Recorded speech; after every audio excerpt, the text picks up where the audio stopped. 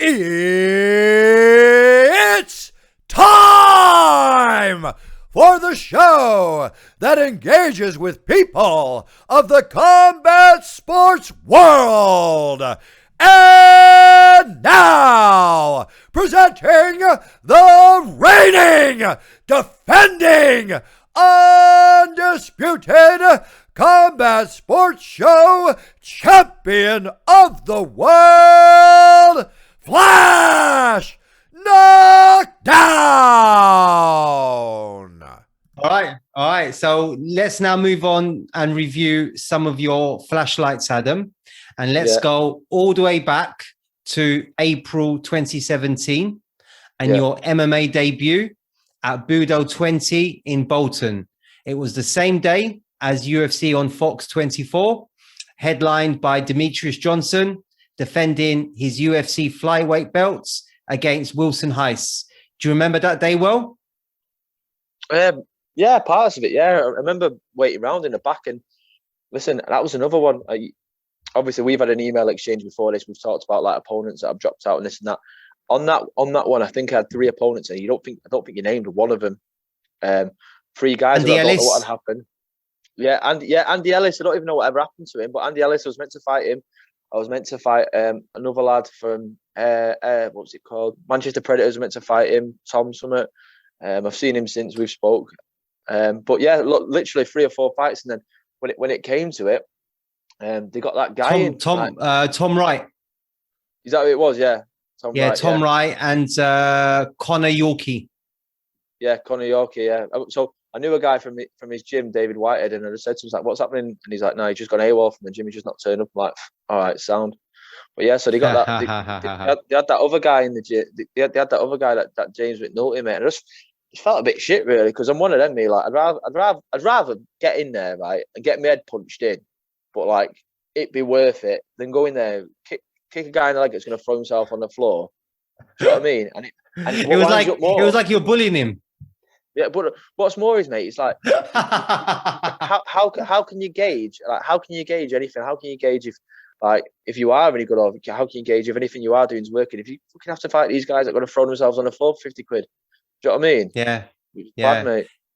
Yeah, I mean, you know, as I was going to say, you won that fight via ground and pounds, and in only 11 seconds. But just before we look at that, were you disappointed with the caliber of fighter you were eventually paired with, or was it that you were just sort of content of getting in there? No, it was shit, mate. Honestly, like that fight there, that was before like I had any like proper conditioning, mate. So I'd come down, I was a bit fat, I was a bit of a fat kid again, and then came back and I was training. But I took that fight, I still made the weight of 66 kilograms. But yeah, it wasn't good, mate. It's pointless, isn't it? Especially what I hate is I've got a lot of friends that come and they'll buy tickets. Do you know what I mean? Like, I'm kind of a big deal. I'm not being big-headed.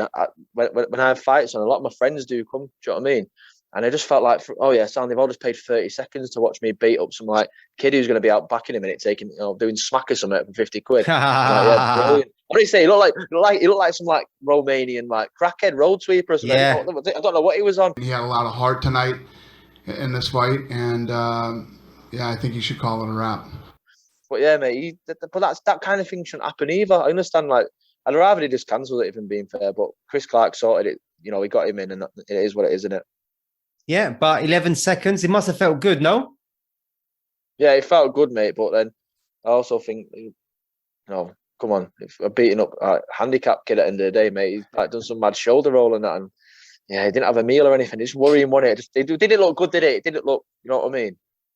Yeah, no, I feel you, man. I feel you.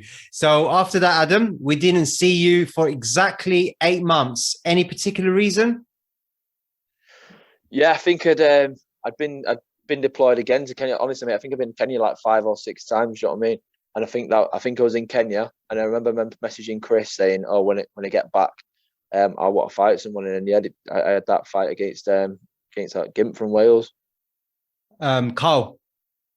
Yeah, whatever his name, he's an absolute belter. Him, yeah. Okay, so let's move on to that. So let's talk about your second fight and the first contest against Carl. It was a fast and frenetic start. It seemed once you regained your composure, you were completely at ease. Would that be fair to say? Yeah, it was. Yeah. I remember like getting like the blood pressure test done and all that kind of stuff. And I remember him just like saying weird things, like just looking at me dead weird. And I was like, what's his problem? He just like with his Welsh accent and that, and he's just going on and on and on. I was like, I just can't wait to whip this kid, mate, I swear to God. And then I was that angry when I got in there, mate. He hit me with a right hand straight away. He hit you right early on. Yeah, he marked you. Like 5. Yeah. And I thought, you cheeky fucker. And then I went for a takedown, that was a mistake. Mate. That was a mistake. Oh, listen, mate, I was fuming with it. And then I had him up against the cage, didn't I? And then he managed to like reverse whatever. I stood back up, took him back down, and I pounded him out. But I was just so angry. I was so angry that I got hit as well. I was like, how's that just happened? And then the weirdest thing, something happened. He asked, he messaged the promoter and said, can I have a rematch or something? Because he tried to say he thought it was boxing or something. I don't know. Yeah, all right, mate. So I was like, yeah, fucking right, mate. And that was ended up fighting in Blackpool. Do you know what I mean? And it was quite good because all my friends came out to that. I was the last one on. Yeah, it was good. Yeah. So just coming back to the first fight, you must have been happy with the ref not stopping it when he did, because it was a late stoppage, wasn't it? Yeah, it was. Yeah. You must have enjoyed that. Yeah, it's just a weird guy, mate. I don't like dislike people, but for some reason he was just really annoying, mate. He was just really, really annoying. In what way? His accent? Not even the accent, just the whole demeanour of him, mate. Just looked like a guy that needed to be jet washed. Do you know what I mean? But them guys, yeah, you could put him in a 1,000-pound suit, mate, and still go, he needs to get a bath. You know what I mean? Right. But okay. I feel you. If you're watching this, I'm still not bothered. Yeah. And then what happened? So the second time I fought him, I remember it was at this village hotel in this big room. But we've got there early because we got weigh-ins and that. And one of the guys that was in my corner, Rick Tingy, he's a funny guy. He's a mortgage advisor. Do you know what I mean? He's in the corner for no. I'll be honest. He's in the corner for no reason. The fact that he's good at wrapping hands, and it makes me laugh. Do you know what I mean? And so in this hotel, they had like a swimming pool area. And I'd fell asleep on the beds, like next to the pool with a towel over my head. And Rick's bumped into this guy in the corridor, and he said to him, he's like, what's he doing down there? Not knowing that me and Rick are from the same team. And Rick's going, oh, that lad there. He went, he's got a cage fight or something this evening. So he's going, all right, what's he doing asleep? He went, oh, he smells of booze. He's been drinking all night. Oh, I can't sleep. Full bottle. I can't sleep. Oh, no. Right, so Rick's put it in his guy's head that not only am I incapacitated, right, I'm flat out in the middle of the day, and obviously he's thinking, he said, right, Sam, this is going to be good. This, bearing in mind, I rarely drink. Yeah, like a lot of people say it. I'm not trying to say this is the way to live, but I've never had a cigarette, I've never touched a drug, I rarely drink. Okay, so when Rick came down and said that to me, I was like, oh my God. So then when I passed him in the corridor later on before we fought, he went, how are you feeling? Are you all right? I went, still feeling it, mate. I'm still rough, mate. I'm like that, covering my eyes and everything. And then that was it.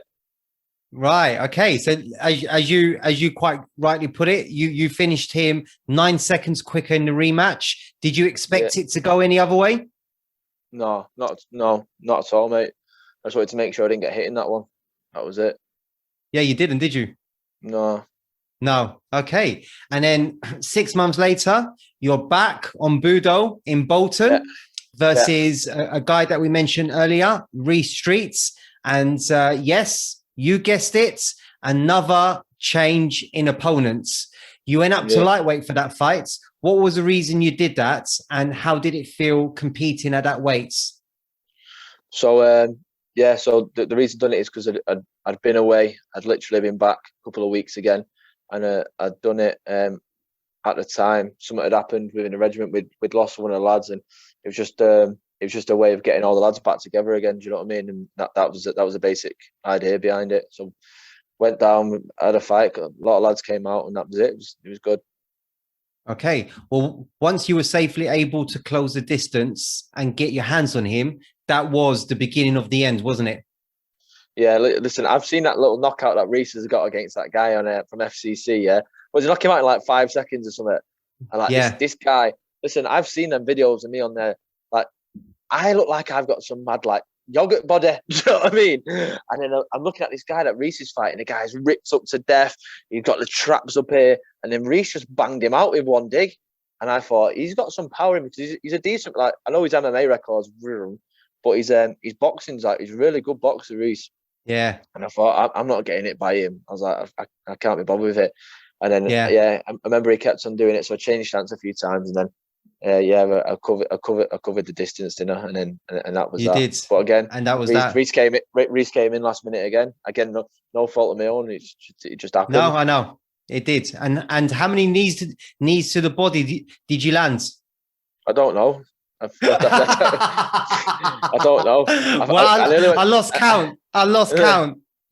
I nearly went for it. I remember thinking, I wish I could just do his head now. Like, I mean, That's fucking illegal. Be over quicker, but yeah, he's again though. Seriously, I like Reese. He's game.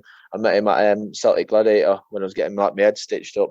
I remember he was fighting at the end, and I just like he's game in it. I've got a lot of respect for people who are just game, mate. Just a little savage, isn't he, Reese? He is, and you had great support in that fight, didn't you? Yeah, everyone. That's what I'm saying. Everyone that came out from work, all my friends and that. Yeah, it great was good, support. mate.